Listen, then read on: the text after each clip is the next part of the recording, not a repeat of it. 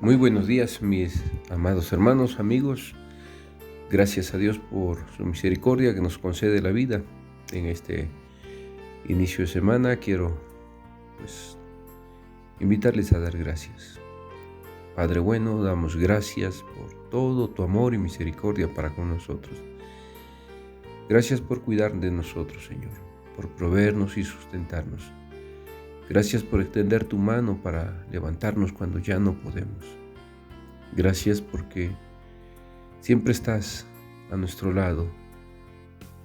Eres fiel a tus promesas y nunca fallas. Reconocemos que nosotros somos los que muchas veces nos apartamos, los que flaqueamos, los que muchas veces caemos. Extiende tu gracia, Señor, y tu misericordia sobre todo tu pueblo, sobre todos los que invocan tu nombre y te buscan con corazón sincero. Y que allí, Señor, tu amor se manifieste una vez más. En tus manos encomendamos nuestras vidas en este inicio de semana y rogamos, Señor, tu gracia nos sustente y tu espíritu nos llene de sabiduría para vivir cada día y enfrentar cada momento que nos regalas. Permítenos añadir cada día sabiduría a nuestras vidas, Señor, y vivir siempre agradecidos. Gracias por lo que nos otorgas, en el nombre de tu Hijo amado, nuestro Señor y Salvador Jesucristo. Amén.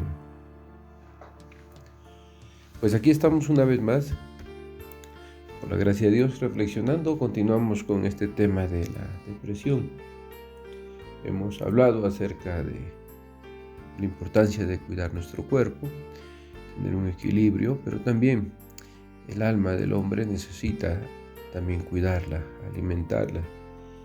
Cuando se ha perdido una relación significativa, sea por el rechazo, el divorcio o la muerte, es normal que el corazón de uno se sienta deprimido, se entristezca.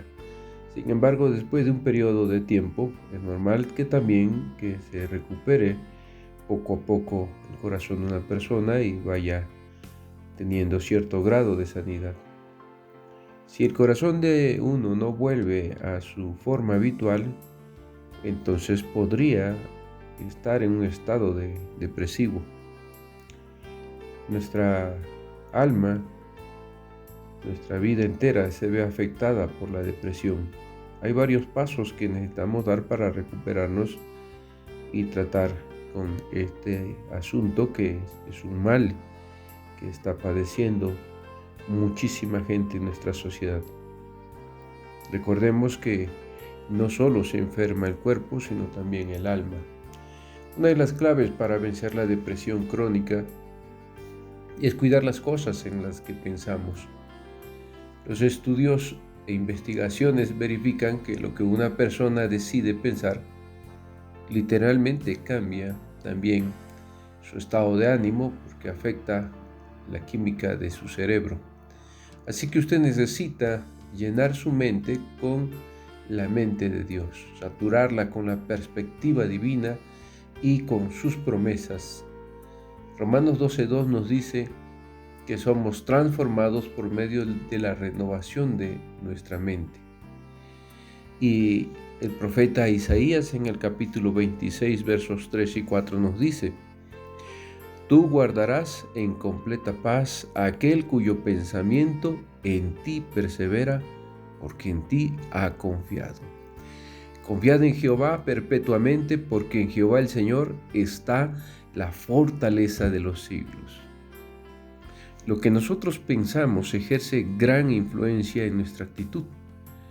Si se levanta usted con un corazón agradecido y piensa que Dios es bueno y que tiene mucho que agradecer, puede usted agradecer por las facultades, simplemente el oír, caminar, el mirar, y todas estas cosas que pueden parecer algo rutinario, ordinario, no lo son cosas maravillosas, extraordinarias. Muchas veces valoramos eso que es maravilloso hasta que lo perdemos. Mucha gente en un accidente deja de caminar y entonces puede ver la dimensión de lo maravilloso que es poder caminar, o pierde la movilidad de los brazos, de su cuerpo, una parálisis. Y entonces comenzamos a pensar, ¿por qué no abracé más? ¿Por qué no hice esto?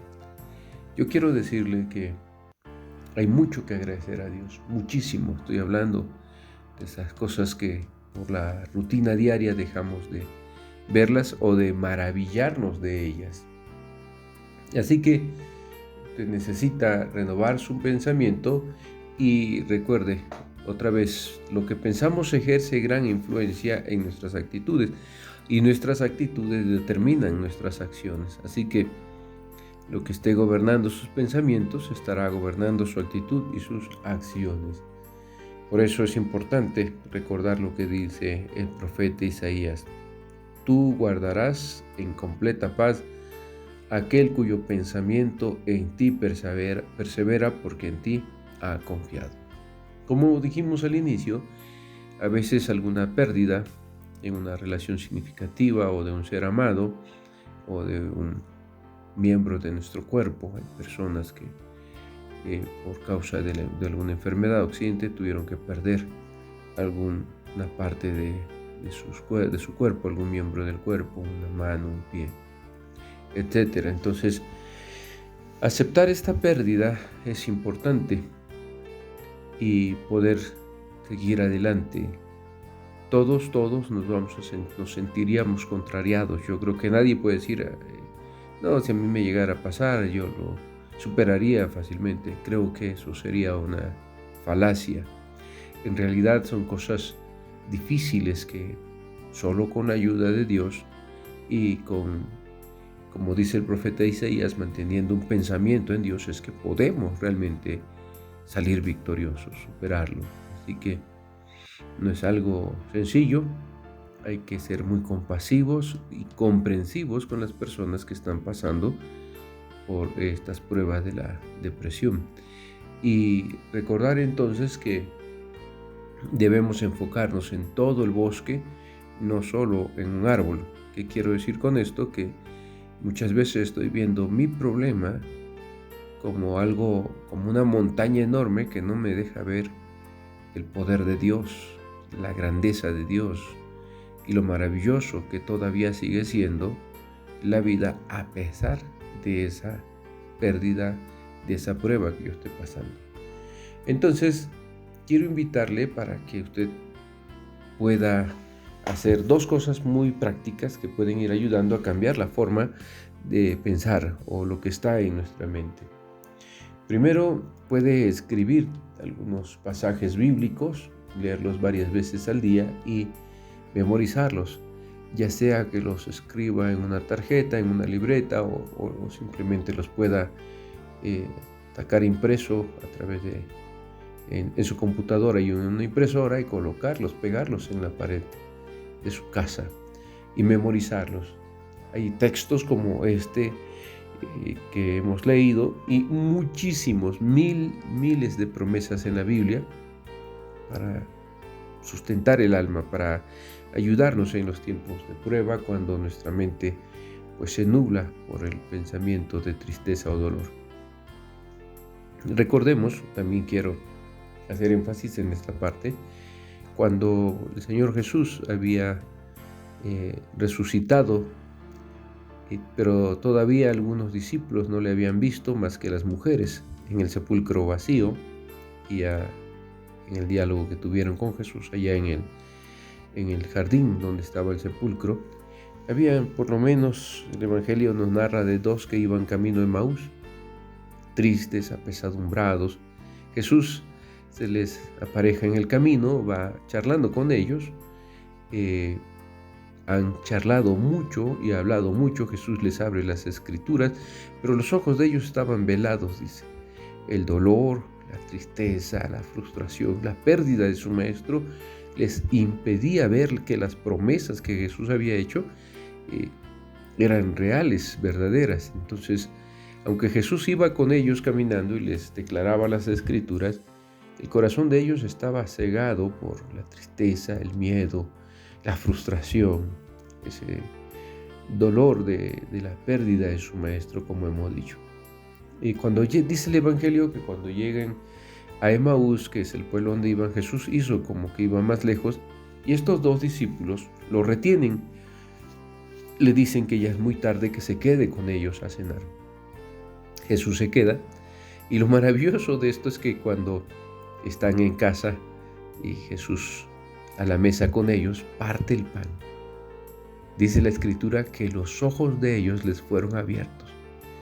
Ese acto de partir el pan les recordó, sus mentes se movieron ágilmente hacia la presencia de Cristo, hacia esa realidad de la resurrección que les había dicho que iba a resucitar, pero que no lo podían ver por el dolor, la tristeza. Cuando ellos reconocieron al Maestro, dice el texto que de gozo, en la misma hora se levantaron y regresaron a dar las buenas noticias. Y entonces miren la conversión que existe aquí. En el texto griego la palabra es metanoia.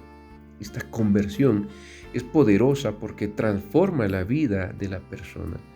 Ellos iban pensando en todo lo que no se pudo realizar, tristes, en sus cavilaciones de dolor, pero no podían ver todo lo que Jesús les declaraba acerca del Cristo y de su resurrección, porque les abrió las Escrituras, pero no lo veían.